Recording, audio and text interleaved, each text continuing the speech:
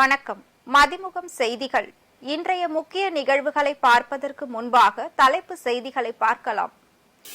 சட்டப்பேரவையில் 2 தனி தீர்மானங்களை தாக்கல் செய்தார் முதலமைச்சர் மு.க. ஸ்டாலின்.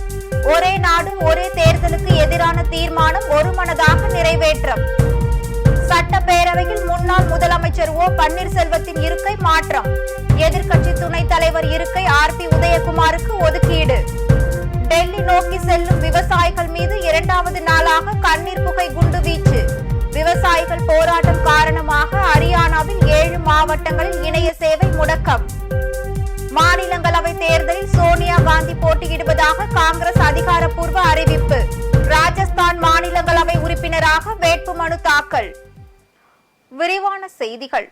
ஒரே நாடு ஒரே தேர்தலுக்கு எதிரான தீர்மானம் சட்டப்பேரவையில் ஒருமனதாக நிறைவேற்றப்பட்டது. தமிழக சட்டமன்றத்தில் ஆளுநர் உரைக்கு நன்றி தெரிவிக்கும் தீர்மானத்தின் மீது விவாதம் நடைபெற்று வருகிறது. இந்நிலையில் இன்று தொடங்கிய சட்டமன்ற நிகழ்வுகளில் முதலமைச்சர் மு.க. ஸ்டாலின் 2 அரசினர் தனி தீர்மானங்களை முன்மொழிந்தார். 2026ஆம் ஆண்டிற்கு பிறகு மக்கள் தொகை கணக்கின் அடிப்படையில் மேற்கொள்ளப்படவிருக்கும் தொகுதி மறுசீரமைப்பு நடவடிக்கையை கைவிட வேண்டும் என்ற தீர்மானம் முன்மொழிந்தார். அதேபோல் ஒரே நாடு ஒரே தேர்தல் என்ற கோட்பாடு மக்களாட்சி தத்துவத்திற்கு எதிரானது என்பதால் அந்த திட்டத்தை ஒன்றிய அரசு நடைமுறைப்படுத்தக்கூடாது என தீர்மானத்தை முதலமைச்சர் மு.க. ஸ்டாலின் முன்மொழிந்தார். இதனைத் தொடர்ந்து 2 முக்கிய தீர்மானங்கள் மீது விவாதங்கள் நடைபெற்றது.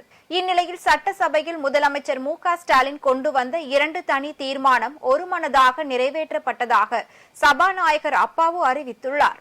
முன்னதாக சட்டசபையில் முதலமைச்சர் மு.க. ஸ்டாலின் கொண்டு வந்த 2 தனி தீர்மானங்களையும் அதிமுக ஆதரித்தது.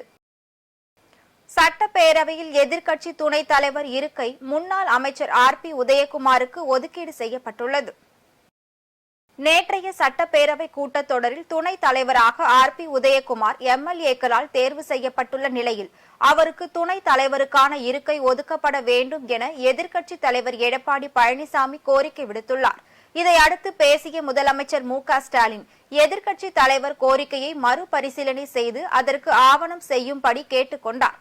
இந்நிலையில் இன்று அதிமுக உறுப்பினர்களின் நீண்ட நாள் கோரிக்கையை ஏற்று எதிர்க்கட்சி துணைத் தலைவர் இருக்கையை முன்னாள் அமைச்சர் ஆர்.பி. உதயகுமாருக்கு ஒதுக்கி பேரவைத் தலைவர் அப்பாவு உத்தரவிட்டுள்ளார். மேலும் முன்னாள் முதல்வர் ஓ பன்னீர்செல்வத்திற்கு 2ஆம் வரிசையில் முன்னாள் சபாநாயகர் தனபால் இருக்கைக்கு அருகே இடம் ஒதுக்கீடு செய்யப்பட்டுள்ளது. காங்கிரஸ் நாடாளுமன்ற குழு தலைவர் சோனியா காந்தி ராஜஸ்தான் மாநிலங்களவை உறுப்பினர் பதவிக்கு வேட்புமனு தாக்கல் செய்ய உள்ளதாக தகவல் வெளியாகியுள்ளது. விவசாயிகள் போராட்டத்தை கைவிட்டு பேச்சுவார்த்தைக்கு முன்வர வேண்டும் என்று ஒன்றிய அரசு வேண்டுகோள் விடுத்துள்ளது. வேளாண் பொருட்களுக்கு குறைந்தபட்ச ஆதார விலை வழங்க வேண்டும் என்பது உட்பட பல்வேறு கோரிக்கைகளை வலியுறுத்தி டெல்லியில் பிப்ரவரி 13ஆம் தேதி முதல் முற்றுகை போராட்டம் நடத்தப் போவதாக ஹரியானா, பஞ்சாப், உத்தரப்பிரதேச மாநில விவசாயிகள் அறிவித்தனர். இதையடுத்து கடந்த 8ஆம் தேதி விவசாயிகள் சங்க பிரதிநிதிகளுடன் ஒன்றிய அமைச்சர்கள் நடத்திய பேச்சுவார்த்தை வெற்றி பெறவில்லை.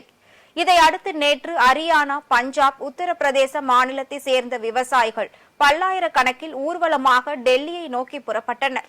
அவர்களை தடுத்து நிறுத்த ஹரியானா மாநில அரசு கடந்த 3 நாட்களாக பல்வேறு நடவடிக்கைகளை எடுத்து வருகிறது.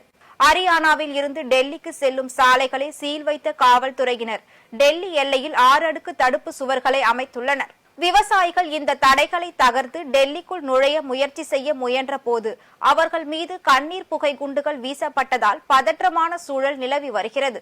அதேபோல் பஞ்சாப், உத்தரப்பிரதேச மாநில எல்லைகளிலும் விவசாயிகள் தடுத்து நிறுத்தி கைது செய்யப்பட்டனர். இன்று 2வது நாளாக டெல்லியை நோக்கிய விவசாயிகள் போராட்டத்தை தொடங்கியதால் ட்ரோன்கள் மூலம் கண்ணீர் புகை குண்டுகள் வீசப்பட்டது. இதனால் டெல்லியில் பல பகுதிகளில் போக்குவரத்து நெரிசல் ஏற்பட்டது. இந்நிலையில் விவசாயிகள் போராட்டத்தை கைவிட்டு பேச்சுவார்த்தைக்கு முன்வர வேண்டும் என்று ஒன்றிய அரசு வேண்டுகோள் விடுத்துள்ளது.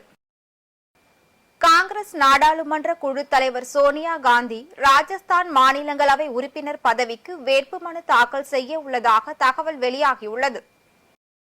பிப்ரவரி 27ஆம் தேதி 15 மாநிலங்களில் 56 மாநிலங்களவை இடங்களுக்கான தேர்தல் நடைபெற உள்ளது.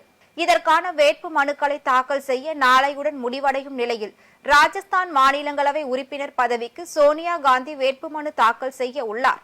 தற்போது மக்களவை எம்பியாக உள்ள சோனியா காந்தி கடந்த 2019ஆம் ஆண்டு நடைபெற்ற மக்களவை தேர்தலேதான் போட்டியிடும் கடைசி தேர்தல் என்று தெரிவித்திருந்தது குறிப்பிடத்தக்கது.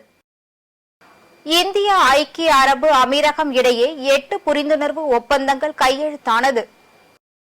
பிரதமர் மோடி 2 நாள் பயணமாக நேற்று ஐக்கிய அரபு எமிரேட்ஸுக்கு சென்றார். அங்கு ஐக்கிய அரபு எமிரேட்ஸ் அதிபர் முகமது பின் சயீத் அல் நஹ்யானுடன் பேச்சுவார்த்தை நடத்தினார். இதைத் தொடர்ந்து இரு நாடுகள் இடையே 8 புரிந்துணர்வு ஒப்பந்தங்கள் கையெழுத்தானது. பின்னர் அபுதாபியில் நடந்த ஹட்லன் மோடி என்ற நிகழ்ச்சியில் கலந்து கொண்டார். 65,000க்கும் மேற்பட்ட அமீரக வாழ் இந்தியர்கள் மத்தியில் பிரதமர் மோடி பேசினார். இன்று பிரதமர் மோடி ஐக்கிய அரபு எமிரேட்ஸ் துணை அதிபருடன் பேச்சுவார்த்தை நடத்துகிறார். பின்னர் துபாயில் நடைபெறும் உலக அரசு உச்சி மாநாட்டில் கௌரவ விருந்தினராக மோடி கலந்து கொள்கிறார். அதன்பின் அபுதாபியில் கட்டப்பட்டுள்ள முதல் இந்து கோவிலான சுவாமி நாராயணன் கோவிலை இன்று மாலை பிரதமர் மோடி திறந்து வைக்கிறார். முன்னதாக இன்று காலை கோவிலின் கும்பாபிஷேகம் மற்றும் சிலைகளுக்கு பிரதிஷ்டை செய்யும் விழா நடைபெற்றது.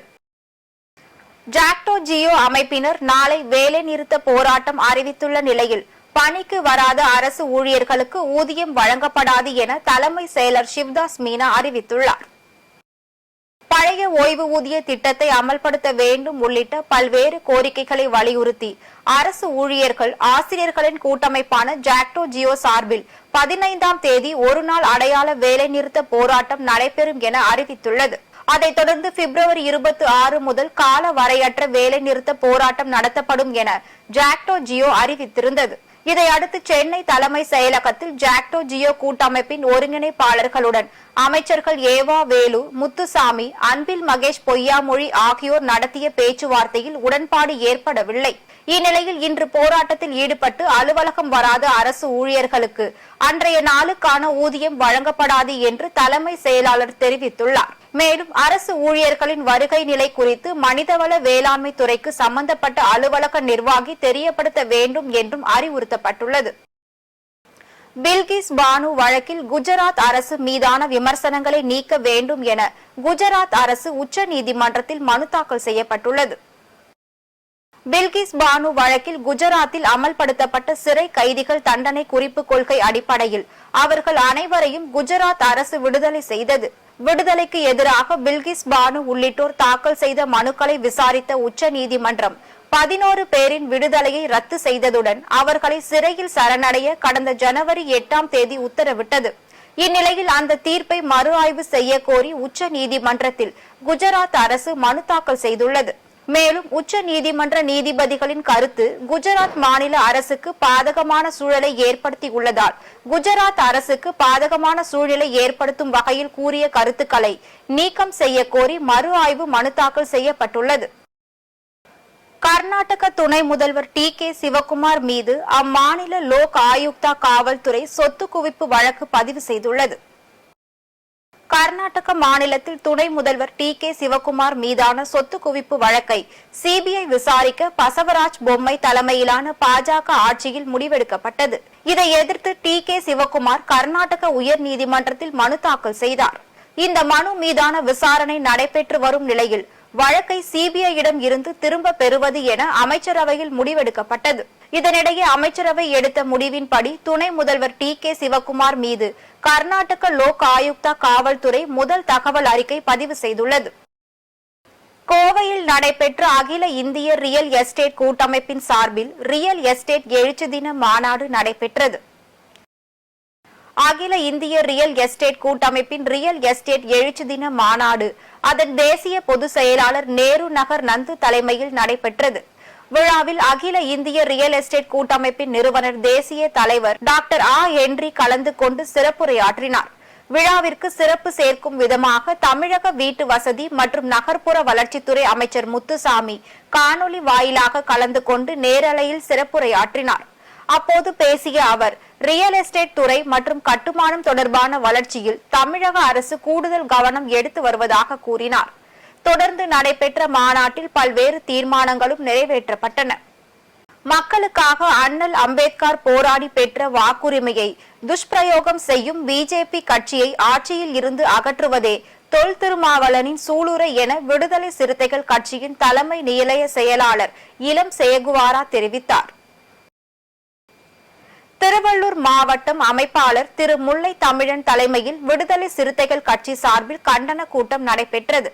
வருகின்ற 2024 பாராளுமன்ற தேர்தலில் மின்னணு வாக்குப்பதிவு முறையை ரத்து செய்து பழைய வாக்குச்சீட்டு முறையை கொண்டுவர வேண்டும் என மத்திய அரசை வலியுறுத்தி ஆவடி மாநகர மாவட்ட செயலாளர் ஆதவன் மற்றும் முல்லை முனுசாமி முன்னிலையில் நடைபெற்றது. இந்த நிகழ்ச்சியில் தலைமை நிலைய செயலாளர் இளம் சேகுவாரா கலந்து கொண்டு சிறப்புரையாற்றினார். அப்போது பேசிய அவர், மக்களுக்காக அண்ணல் அம்பேத்கர் போராடி பெற்ற வாக்குரிமையை துஷ்பிரயோகம் செய்யும் பிஜேபி கட்சியை ஆட்சியில் இருந்து அகற்றுவதே தொல் திருமாவளவனின் சூளுரை என தெரிவித்தார். மதுராந்தகம் நகராட்சியில் 2 கோடி மதிப்பீட்டில் புதிய பேருந்து நிலையம் கட்டுவதற்கான அடிக்கல் நாட்டு விழா நகர மன்ற தலைவர் மலர்விழி குமார் தலைமையில் நடைபெற்றது. செங்கல்பட்டு மாவட்டம் மதுராந்தகம் நகராட்சியில் கலைஞர் நகர்ப்புற மேம்பாட்டு திட்டத்தின் கீழ் 2 கோடியே 48 லட்சம் ரூபாய் மதிப்பீட்டில் நவீன முறையில் புதிய பேருந்து நிலையம் கட்டுவதற்கான அடிக்கல் நாட்டு விழா மதுராந்தகம் நகர மன்ற தலைவர் மலர்விழி குமார் தலைமையில் நடைபெற்றது. இதில் சிறப்பு விருந்தினராக உத்திரமேரூர் சட்டமன்ற உறுப்பினர் சுந்தர், காஞ்சிபுரம் நாடாளுமன்ற உறுப்பினர் ஜி செல்வம் ஆகியோர் கலந்து கொண்டு புதிய பேருந்து நிலையம் கட்டுமான பணிக்கான பூமி பூஜையை துவக்கி வைத்தனர். இந்த நிகழ்ச்சியில் மதுராந்தகம் நகராட்சி ஆணையர், திமுக நகர செயலாளர் குமார் மற்றும் நகர மன்ற உறுப்பினர்கள் உள்ளிட்ட பலர் கலந்து கொண்டனர். அரியலூர் மாவட்டம் ஜெயங்கொண்டத்தில் கஞ்சா விற்பனை செய்த நபரை காவல்துறையினர் கைது செய்து சிறையில் அடைத்தனர். அரியலூர் மாவட்டம் ஜெயங்கொண்டம் நகராட்சிக்கு உட்பட்ட பகுதிகளில் கஞ்சா விற்பனை செய்யப்படுவதாக காவல்துறையினருக்கு ரகசிய தகவல் கிடைத்துள்ளது. தகவலின் பெயரில் அரியலூர் மாவட்ட காவலர் செல்வராஜ் உத்தரவின் பெயரில் அப்பகுதிக்கு சென்று சோதனை மேற்கொண்ட போது அருண் என்பவரிடம் இருந்து 40 கிராம் எடையுள்ள கஞ்சாவினை மதுவிலக்கு அமல் பிரிவு காவல்துறையினர் பறிமுதல் செய்ததை தொடர்ந்து அவரை கைது செய்து சிறையில் அடைத்தனர். கிறிஸ்தவர்களின் சாம்பல் புதன் தினத்தை முன்னிட்டு தமிழ்நாட்டின் பல்வேறு பகுதிகளில் உள்ள தேவாலயங்களில் சிறப்பு திருப்பலிகள் நடைபெற்றது. இயேசு சிலுவையில் அறையப்படுவதற்கு முன்பு 40 நாட்கள் தவம் இருந்ததையே சாம்பல் புதன் தினமாக கொண்டாடப்படுகிறது. அதன்படி புதுச்சேரியில் இன்று பழமை வாய்ந்த தூய இருதய ஆண்டவர் பசிலிக்காவில் பங்கு தந்தை பிச்சை முத்து தலைமையில் சிறப்பு திருப்பலி நடைபெற்றது. இதனைத் தொடர்ந்து பக்தர்களுக்கு சாம்பல் பூசும் நிகழ்வுகளும் நடைபெற்றது. அதேபோல் ராணிப்பேட்டை புனித ஆரோக்கிய அன்னை ஆலயத்தில் அருட்தந்தை லியோ மரியா ஜோசப் தலைமையில் நடைபெற்ற திருநீற்று புதன் நாளில் திரளான கிறிஸ்தவர்கள் கலந்து கொண்டு சிறப்பு வழிபாடு செய்தனர். இதனைத் தொடர்ந்து திருவண்ணாமலை மாவட்டம் சேத்துப்பட்டு தூய லூர்து அன்னை கத்தோலிக்க கிறிஸ்துவ தேவாலயத்தில் திருநீற்று புதனை முன்னிட்டு பங்கு தந்தை விக்டர் இன்பராஜ் தலைமையில் நடைபெற்ற சிறப்பு திருப்பலியில் திரளான கிறிஸ்தவர்கள் பங்கேற்றனர். பழனி அருள்மிகு மாரியம்மன் கோவிலில் மாசி திருவிழாவை முன்னிட்டு அதிகாலை திருக்கம்பம் சாட்டுதல் நடைபெற்றது. திண்டுக்கல் மாவட்டம் பழனி அருள்மிகு தண்டாயுதபாணி சுவாமி கோவிலின் முக்கிய உபகோயிலான அருள்மிகு மாரியம்மன் திருக்கோவில் சுற்றுப்பட்டி கிராமங்கள் மற்றும் உள்ளூர் மக்களின் பிரதான கோவிலாகும். இக்கோவிலில் மாசி திருவிழா துவங்குவதை முன்னிட்டு திருக்கம்பம் சாட்டுதல் வெகு விமர்சையாக நடைபெற்றது. தொடர்ந்து மலர்களால் அலங்கரிக்கப்பட்ட கம்பத்தை நூற்றுக்கணக்கான பக்தர்கள் புடைசூழ இவ்விழாவில் நூற்றுக்கணக்கான பக்தர்கள் புடைசூழ 4 ரத வீதியில் வலம் வந்து மாரியம்மன் கோவில் முன்பு சாட்டப்பட்டது. இதையடுத்து நூற்றுக்கணக்கான பெண்கள் கும்மி பாடல்கள் பாடி வழிபாடு நடத்தினர். விழா ஏற்பாடுகளை பழனி கோவில் இணை ஆணையர் பாரதி, துணை ஆணையர் லட்சுமி மற்றும் அதிகாரிகள் அலுவலர்கள் செய்து வருகின்றனர். கொடைக்கானலில் வருடத்திற்கு ஒருமுறை பூக்கும் ஆர்னமெண்டல் செர்ரி மலர்களை சுற்றுலா பயணிகள் கண்டு ரசித்து வருகின்றனர். திண்டுக்கல் மாவட்டம் கொடைக்கானல் முக்கிய சுற்றுலா இடமான பிரையன் பூங்கா இருந்து வருகிறது. இங்கு சுற்றுலா பயணிகளை கவரும் வகையில் பல்வேறு வகையிலான பல லட்சம் மலர்கள் பூத்து குலுங்கும். தற்போது ஆண்டுக்கு ஒருமுறை மரத்தில் பூக்கும் ஆர்னமெண்டல் செர்ரி மலர்கள் பூக்க துவங்கியுள்ளது. இந்த வகை மலர்கள் ஜனவரி மாதம் பூக்க துவங்கி பிப்ரவரி மார்ச் மாதங்கள் வரை நீடிக்கும். இளம் சிவப்பு நிறத்தில் பூக்கும் இந்த மலர்களை பிரையன் பூங்காவிற்கு வரும் பயணிகள் கண்டு ரசித்து புகைப்படம் எடுத்து வருகின்றனர். இன்றைய தங்கம் வெள்ளி விலை வழங்குவோர் அட்டிகா கோல்ட் கம்பெனி. சென்னையில் இன்று 22 கேரட் ஆபரண தங்கத்தின் விலை கிராமிற்கு 60 ரூபாய் குறைந்து 5750 ரூபாய்க்கு விற்பனை செய்யப்படுகிறது. ஒரு சவரன் ஆபரண தங்கத்தின் விலை 480 ரூபாய் குறைந்து 46,000 ரூபாய்க்கு விற்பனை செய்யப்படுகிறது. அதேபோல் வெள்ளியின் விலையும் கிராமிற்கு 1 ரூபாய் 50 காசுகள் குறைந்து 1 கிராம் வெள்ளியின் விலை 75 ரூபாய் 50 காசுகளுக்கும் 1 கிலோ வெள்ளியின் விலை 75,500 ரூபாய்க்கும் விற்பனை செய்யப்படுகிறது. பிலிப்பைன்ஸில் நிலச்சரிவில் சிக்கி 68 பேர் பலியான நிலையில் மேலும் 60க்கும் மேற்பட்டோரின் நிலை கவலைக்கிடமாக உள்ளது. பிலிப்பைன்ஸ் நாட்டின் மசாரா கிராமத்தில் உள்ள தங்க சுரங்கத்தில் தொழிலாளர்கள் பணியாற்றி வருகின்றனர். கனமழை பெய்ததனால் திடீரென நிலச்சரிவு ஏற்பட்டது.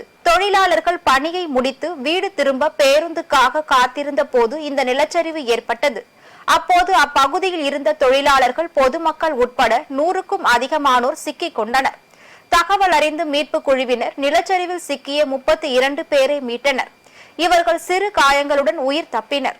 ஆனால் நிலச்சரிவில் சிக்கி 68 பேர் உயிரிழந்தனர். மேலும் 60க்கும் மேற்பட்டோர் மண்ணுக்குள் புதைந்தனர்.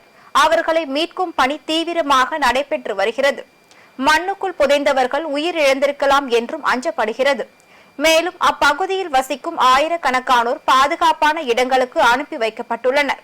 நிலச்சரிவு ஏற்பட்ட பகுதியில் மோசமான வானிலை நிலவுவதோடு மீண்டும் நிலச்சரிவு ஏற்படும் அபாயம் உள்ளதால் மீண்டும் தலைப்பு செய்திகள்.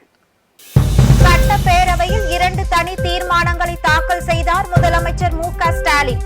ஒரே நாடு ஒரே தேர்தலுக்கு எதிரான தீர்மானம் ஒருமனதாக நிறைவேற்றம். சட்டப்பேரவையில் முன்னாள் முதலமைச்சர் ஓ பன்னீர்செல்வத்தின் இருக்கை மாற்றம். எதிர்க்கட்சி துணைத் தலைவர் இருக்கை ஆர்.பி. உதயகுமாருக்கு ஒதுக்கீடு. டெல்லி நோக்கி செல்லும் விவசாயிகள் மீது 2வது நாளாக கண்ணீர் புகை குண்டு வீச்சு. விவசாயிகள் போராட்டம் காரணமாக ஹரியானாவில் 7 மாவட்டங்களில் இணைய சேவை முடக்கம். மாநிலங்களவை தேர்தலில் சோனியா காந்தி போட்டியிடுவதாக காங்கிரஸ் அதிகாரப்பூர்வ அறிவிப்பு. ராஜஸ்தான் மாநிலங்களவை உறுப்பினராக வேட்புமனு தாக்கல். இத்துடன் செய்திகள் நிறைவடைந்தன. மீண்டும் செய்திகள் இரவு 8 மணிக்கு. மேலும் செய்திகளை தெரிந்து கொள்ள மதிமுகம் பிரைம் யூடியூப் தளத்தில் இணைந்திருங்கள்.